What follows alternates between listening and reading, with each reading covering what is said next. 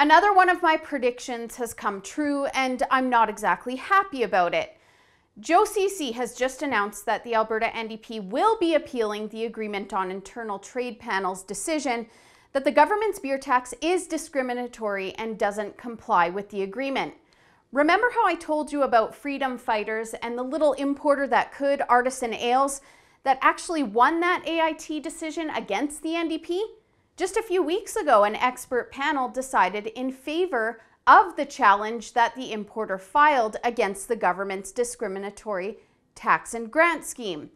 I've told you about how the NDP changed the liquor markup system a couple of times, but let me give you a quick rundown just to refresh your memory. This is the system that saw taxes on beer for some companies rise from, in some cases, and depending on amount produced, 10 cents to $1.25 per litre.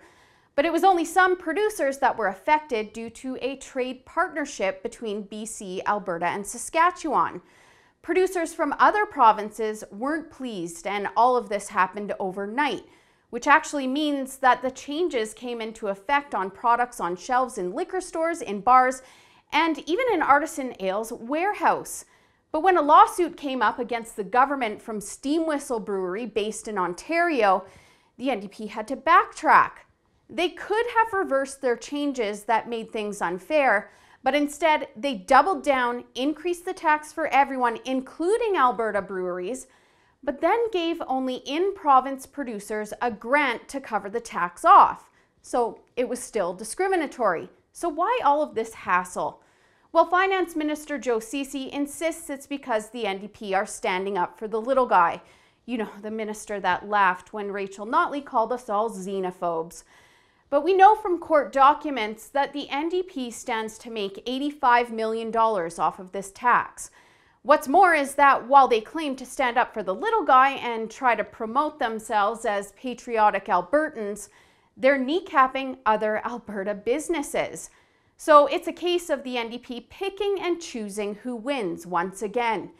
Big Rock Brewery, based in Alberta, is now reporting losses of $700,000, specifically due to the tax and grant scheme. They're the largest craft brewery in Canada and don't receive the grant back because they produce too much, so they're losing out as a result of the NDP's tax the rich to help the poor schemes. Artisan Ales has lost 40% in sales and their profitability is down 86%. Meanwhile, Joe Ceci is patting himself on the back and suggesting the NDP is responsible for the creation of 18 new breweries. Maybe so, but they're also killing jobs at the same time. Do you think almost $1 million in losses for a major company is going to result in keeping people on staff? Also consider the additional cost of the NDP's increased corporate taxes and the carbon tax. These are the companies that create jobs and bring in investments that are being devastated by these bad policies. So how much more are Joe Ceci and the NDP willing to sacrifice simply to collect tax money from these breweries and businesses? They've been paying for lawsuits and representation for AIT challenges and causing profit loss for businesses. And that all equates to them eating away at their $85 million because you can't tax a business that just no longer exists.